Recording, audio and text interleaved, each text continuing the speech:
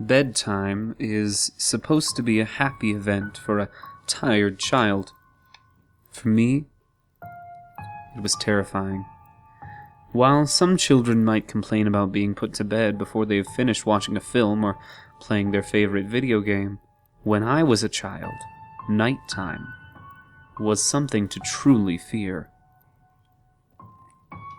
Somewhere in the back of my mind, it still is.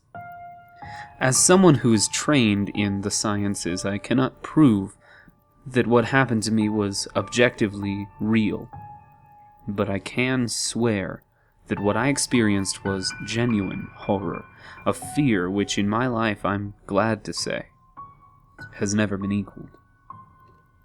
I will relate to you all now as best I can. Make of it what you will, but I'll be glad to just get it off my chest. I can't remember exactly when it started, but my apprehension towards falling asleep seemed to correspond with my being moved into a room of my own. I was 8 years old at the time, and until then, I had shared a room quite happily with my older brother. As is perfectly understandable for a boy 5 years my senior, my brother eventually wished for a room of his own, and as a result, I was given the room at the back of the house. It was a small, narrow, yet oddly elongated room, large enough for a bed and a couple of chests of drawers, but not much else. I couldn't really complain because, even at that age, I understood that we did not have a large house, and I had no real cause to be disappointed, as my family was both loving and caring. It was a happy childhood. During the day.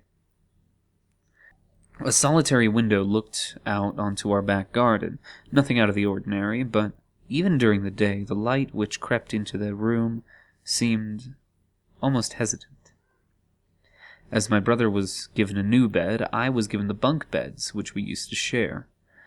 While I was upset about sleeping on my own, I was excited at the thought of being able to sleep on the top bunk, which seemed far more adventurous to me. From the very first night, I remember a strange feeling of unease, creeping slowly from the back of my mind. As I lay on the top bunk, staring down at my action figures and cars strewn across the green-blue carpet. As imaginary battles and adventures took place between the toys on the floor, I couldn't help but feel that my eyes were being slowly drawn towards the bottom bunk, as if something was moving in the corner of my eye, something which did not wish to be seen. The bunk was empty, impeccably made with a dark blue blanket tucked in neatly, partially covering two rather bland white pillows. I didn't think anything of it at the time. I was a child, and the noise slipping under my door from my parents' television bathed me in a warm sense of safety and well-being. I fell asleep. When you awaken from a deep sleep to something moving or stirring, it can take a few moments for you to truly understand what is happening. The fog of sleep hangs over your eyes and ears, even when lucid. Something was moving. There was no doubt about that. At first, I wasn't sure what it was. Everything was dark, almost pitch black. But there was enough light creeping in from outside to outline that narrowly suffocating room. Two thoughts appeared in my mind almost simultaneously. The first was that my parents were in bed, because the rest of the house lay both in darkness and silence. The second thought turned to the noise, a noise which had obviously woken me. As the last cobwebs of sleep withered from my mind, the noise took on a more familiar form. Sometimes the simplest of sounds can be the most unnerving. As the last cobwebs of sleep withered from my mind, the noise took on a more familiar form. Sometimes the simplest of sounds can be the most unnerving. A cold wind whistling through a tree outside. a neighbor's footsteps uncomfortably close, or, in this case, the simple sound of bed sheets rustling in the dark. That was it, bed sheets rustling in the dark, as if some disturbed sleeper was attempting to get all comfortable in the bottom bunk. I lay there in disbelief, thinking that the noise was either my imagination or perhaps just my pet cat finding somewhere comfortable to spend the night. It was then that I noticed my door shut, as it had been as I'd fallen asleep. Perhaps my mom had checked in on me and the cat had sneaked into my room then. Yes, that must have been it. I turned to face the wall, closing my eyes in the vain hope that I could fall back to sleep. As I moved, the rustling noise from underneath me ceased. I thought that I must have disturbed my cat. But quickly, I realized that the visitor in the bottom bunk was much less mundane than my pet trying to sleep, and much more sinister. As if alerted to and disgruntled by my presence, the disturbed sleeper began to toss and turn violently, like a child having a tantrum in their bed. I could hear the sheets twist and turn with increasing ferocity. Fear then gripped me. Not like the subtle sense of unease I had experienced earlier, but now potent and terrifying. My heart raced as my eyes panicked, scanning the almost impenetrable darkness. I let out a cry. As most young boys do, I instinctively shouted on my mother. I could hear something stir on the other side of the house, but as I began to breathe a sigh of relief that my parents were coming to save me, the bunk beds suddenly started to shake violently, as if gripped by an earthquake, scraping against the wall. I could hear the sheets below me thrashing around as if tormented by malice.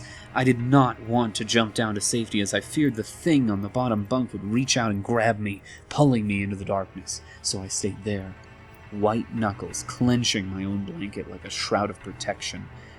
The wait seemed like an eternity. The door finally, and thankfully, burst open, and I lay bathed in light while the bottom bunk, the resting place of my unwanted visitor, lay empty and peaceful. I cried, and my mother consoled me. Tears of fear, followed by relief, streamed down my face. Yet through all the horror and relief, I did not tell her why I was so upset. I cannot explain it, but it was as though whatever had been in that bunk would return if I even so much as spoke of it, or uttered a single syllable of its existence. Whether that was the truth, I do not know, but as a child, I felt as if that unseen menace remained close, listening. My mother lay in the empty bunk, promising to stay there until morning. Eventually, my anxiety diminished, tiredness pushed me back into sleep, but I remained restless, waking several times momentarily to the sound of rustling bedsheets. I remember the next day wanting to go anywhere, be anywhere, but in that narrow, suffocating room. It was a Saturday, and I played outside, quite happily, with my friends. Although our house was not large, we were lucky to have a long, sloping garden in the back. We played there often, as much of it was overgrown, and we could hide in the bushes, climb in the huge sycamore tree which towered above all else, and easily imagine ourselves in the throes of a grand adventure in some untamed, exotic land.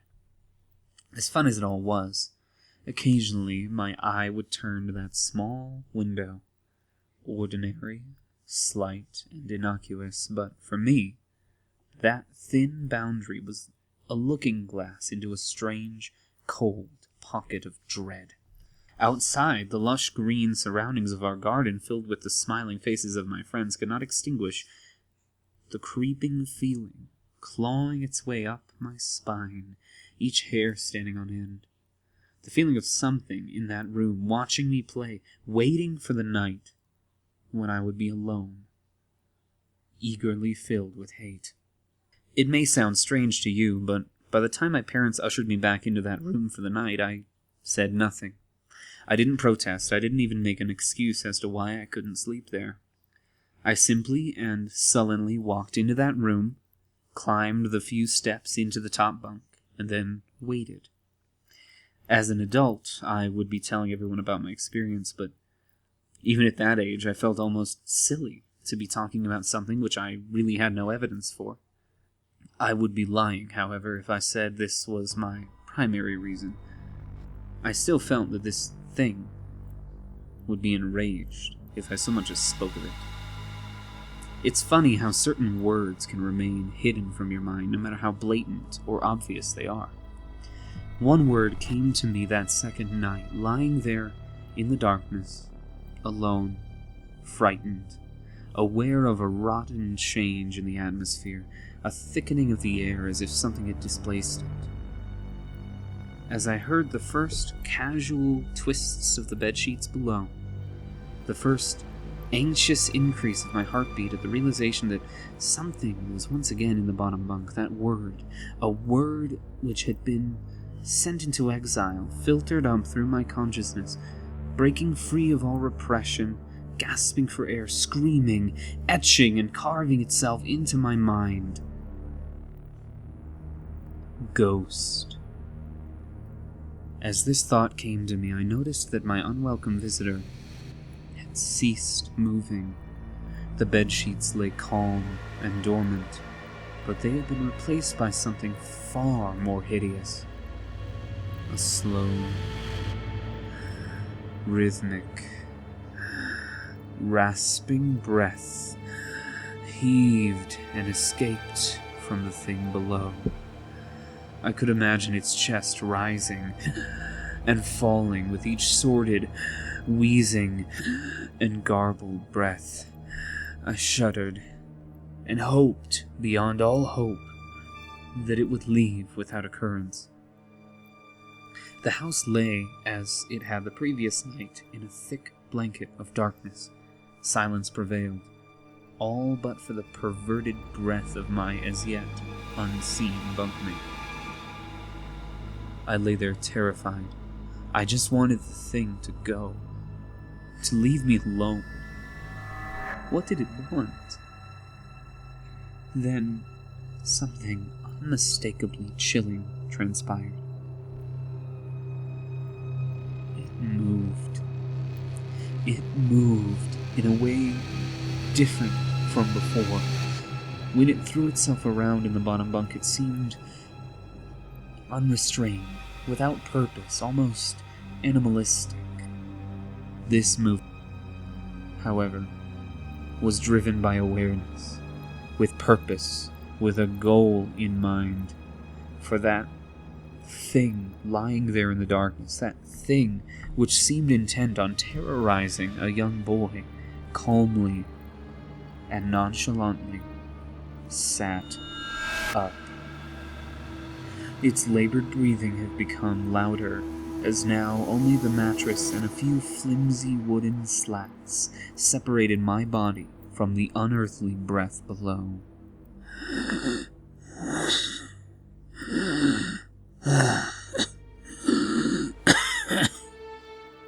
I lay there, my eyes filled with tears. A fear which mere words cannot relate to you or anyone else coursed through my veins. I would not have believed that this fear could have been heightened, but I was so wrong. I imagined what this thing would look like, sitting there, listing from below my mattress, hoping to catch the slightest hint that I was awake. Imagination then turned to an unnerving reality. It began to touch the wooden slats that my mattress sat on. It seemed to caress them carefully, running what I imagined to be fingers and hands across the surface of the wood. Then, with great force, it prodded angrily between two slats into the mattress. Even through the padding, it felt as though someone had viciously stuck their fingers into my side. I let out an almighty cry, and the wheezing, shaking, and moving thing in the bunk below replied in kind by violently vibrating the bunk as it had done the night before. Small flakes of paint powdered onto my blanket from the walls as the frame of the bed scraped along it, backwards and forwards. Once again I was bathed in light, and there stood my mother, loving, caring as she always was, with a comforting hug and calming words which eventually subdued my hysteria. Of course, she asked what was wrong, but I could not say. I dared not say. I simply said one word over and over and over again: nightmare. This pattern of events continued for weeks, if not months. Night after night I would awaken to the sound of rustling sheets. Each time I would scream so as not to provide the abomination with the time to prod and feel for me. With each cry, my bed would shake violently, stopping with the arrival of my mother, who would spend the rest of the night in the bottom bunk, seemingly unaware of the sinister force torturing her son nightly. Along the way, I managed to feign illness a few times and come up with other less than truthful reasons for sleeping in my parents' bed. But more often than not, I would be alone for the first hours of each night in that place, the room where the light from outside did not sit right, alone with that thing. With time, you can become desensitized to almost anything, no matter how horrific. I had come to realize that, for whatever reason, this thing could not harm me when my mother was present. I am sure the same would have been said for my father, but as loving as he was, waking him from sleep was almost impossible. After a few months, I had grown accustomed to my nightly visitor. Do not mistake this for some unearthly friendship. I detested the thing. I still feared it greatly, as I could almost sense its desires and its personality, if you could call it that. One filled with a perverted and twisted hatred, yet longing for me, of perhaps all things. My greatest fears were realized in the winter. The days grew short, and the longer nights merely provided this wretch with more opportunities. It was a difficult time for my family. My grandmother, a wonderfully kind and gentle woman, had deteriorated greatly since the death of my grandfather. My mother was trying her best to keep her in the community as long as possible. However, dementia is a cruel and degenerative illness, robbing a person of their memories, one day at a time. Soon, she recognized none of us, and it became clear that she would need to be moved from her house to a nursing home. Before she could be moved, my grandmother had a particularly difficult few nights, and my mother decided that she would stay with her. As much as I loved my grandmother, and felt nothing but anguish at her illness, to this day I feel guilty that my first thoughts were not of her, but of what my nightly visitor may do should it become aware of my mother's absence. Should it become aware of my mother's absence, her presence being the only thing which I was sure was protecting me from the full horror of this thing's reach. I rushed home from school that day and immediately wrenched the bed sheets and mattress from the lower bunk, removing all of the slats and placing an old desk, a chest of drawers, and some chairs which we kept in a cupboard where the bottom bunk used to be. I told my father that I was making an office, which he found adorable, but I'd be damned if I would give that thing a place to sleep for one more night. As darkness approached, I lay there knowing my mother was not in the house. I did not know what to do. My only impulse was to sneak into her jewelry box and take a small family crucifix which I had seen there before. While my family was not very religious, at that age I believed in God and hoped that somehow this would protect me. Although fearful and anxious, while gripping the crucifix under my pillow tightly in one hand, sleep eventually came as I drifted off into dream. I hoped I would awaken in the morning without incident. Unfortunately, that night was the most terrifying of all.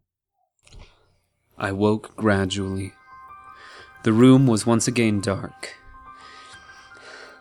As my eyes adjusted, I could gradually make out the window and the door and the walls, some toys on a shelf, and even to this day I shudder to think of it, for there was no noise, no rustling of sheets, no movement at all. The room felt lifeless. Lifeless, yet not empty. The nightly visitor, that unwelcome, wheezing, hate-filled thing which had terrorized me night after night, was not in the bottom bunk. It was in my bed. I opened my mouth to scream, but nothing came out. Utter terror had shaken the very sound from my voice. I lay motionless. If I could not scream, I did not want to let it know I was awake. I had not yet seen it. I could only feel it. It was obscured under my blanket. I could see its outline, and I could feel its presence, but I dared not look. The weight of it pressed down on top of me, a sensation I will never forget. When I say that hours passed, I do not exaggerate. Laying there, motionless, in the darkness, I was every bit a scared and frightened young boy. If it had been during the summer months, it would have been light by then. But the grasp of winter is long and unrelenting, and I knew it would be hours before sunrise, a sunrise which I yearned for. I was a timid child by nature, but I reached a breaking point, a moment where I could wait no more, where I could survive under this intimately deviant abomination no longer. Fear can sometimes wear you out, make you threadbare, a shell of nerves, leaving only the slightest trace of you behind. I had to get out of that bed. Then I remembered the crucifix. My hand still lay underneath the pillow, but it was empty. I slowly moved my wrist around to find it, minimalizing as best I could the sound and vibrations caused, but it could not be found. I had either knocked it off of the top bunk, or it had, I could not even bear to think of it, been taken out of my hand. Without the crucifix, I lost my sense of hope. Even at such a young age, you can be acutely aware of what death is, and intensely frightened of it. I knew I was going to die in that bed if I lay there dormant, passive, doing nothing. I had to leave that room behind, but how? Should I leap from the bed and hope that I make it to the door? What if it is faster than me? Or should I slowly slip out of that top bunk, hoping to not disturb my uncanny bedfellow? Realizing that it had not stirred when I moved trying to find the crucifix, I began to have the strangest of thoughts. What if it was asleep? It hadn't so much as breathed since I had woken up. Perhaps it was resting, believing that it had finally got me, that I was finally in its grasp. Or perhaps it was toying with me. After all, it had been doing just that for countless nights, and now, with me under it, pinned against my mattress with no mother to protect me, maybe it was holding off, savoring its victory until the last possible moment, like a wild animal savoring its prey. I tried to breathe as shallowly as possible, and mustering every ounce of courage I could, I reached over slowly with my right hand and began to peel the blanket off me. What I found under those covers almost stopped my heart. I did not see it, but as my hand moved the blanket, it brushed against something smooth and cold something which felt unmistakably like a gaunt hand. I held my breath in terror, as I was sure it must now have known that I was awake. Nothing. It did not stir. It felt dead. After a few moments, I placed my hand carefully further down the blanket and felt a thin, poorly formed forearm. My confidence and almost twisted sense of curiosity grew as I moved down further to a disproportionately larger bicep muscle. The arm was outstretched, lying across my chest, with the hand resting on my left shoulder as if it had grabbed me in my sleep. I realized that I would have to move this cadaverous appendage if I even so much as hoped to escape its grasp. For some reason, the feeling of torn, ragged clothing on the shoulder of this nighttime invader stopped me in my tracks. Fear once again swelled in my stomach and in my chest as I recoiled my hand in disgust at the touch of the straggled, oily hair. I could not bring myself to touch its face, although I wonder, to this very day, what it would have felt like. Dear God, it moved. It moved. It was subtle, but its grip on my shoulder and across my body strengthened. No tears came, but God, how I wanted to cry. As its hand and arm slowly coiled around me, my right leg brushed along the wall which the bed lay against. Of all that happened to me in that room, this was the strangest. I realized that this clutching, rancid thing which drew great delight from violating a young boy's bed was not entirely on top of me. It was sticking out from the wall like a spider striking from its lair. Suddenly, its grip moved from a slow tightening to a sudden squeeze. It pulled and clawed at my clothes as if frightened that the opportunity would soon pass. I fought against it, but its emaciated arm was too strong for me. Its head rose up, writhing and contorting under the blanket. I now realized where it was taking me. Into the wall. I fought for my dear life. I cried, and suddenly my voice returned to me, yelling, screaming, but no one came. Then I realized why it was so eager to suddenly strike, why this thing had to have me now.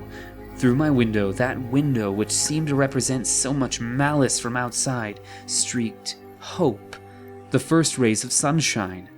I struggled further, knowing that if I could just hold on, it would be gone. As I fought for my life, the unearthly parasite shifted, slowly pulling itself up from my chest, its head now poking out from under the blanket, wheezing, coughing, rasping. I do not remember its features, I simply remember its breath against my face, foul and as cold as ice. As the sun broke over the horizon, that dark place, that suffocating room of contempt, was washed, bathed in sunlight. I passed out, as its scrawny fingers encircled my neck, squeezing the very life from me. I awoke to my father offering to make me some breakfast, a wonderful sight indeed. I had survived the most horrible experience of my life until then, and now. I moved my bed away from the wall, leaving behind the furniture I had believed would stop that thing from taking a bed. Little did I think that it would try to take mine. And me. Weeks passed without incident, yet on one cold, frost-bitten night I awoke to the sound of the furniture where the bunk beds used to be, vibrating violently. In a moment it passed.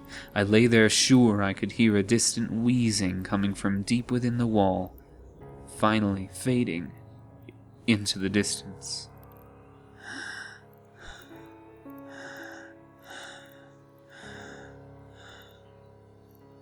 I have never told anyone this story before. To this day, I still break out in a cold sweat at the sound of bed sheets rustling in the night, or a wheeze brought on by a common cold. And I certainly never sleep with my bed against a wall. Call it superstition if you will, but as I said, I cannot discount conventional explanations such as sleep paralysis, hallucination, or that of an overactive imagination. But what I can say is this. The following year I was given a larger room on the other side of the house, and my parents took that strangely suffocating, elongated place as their bedroom. They said they didn't need a large room, just one big enough for a bed and a few things. They lasted 10 days. We moved on the 11th.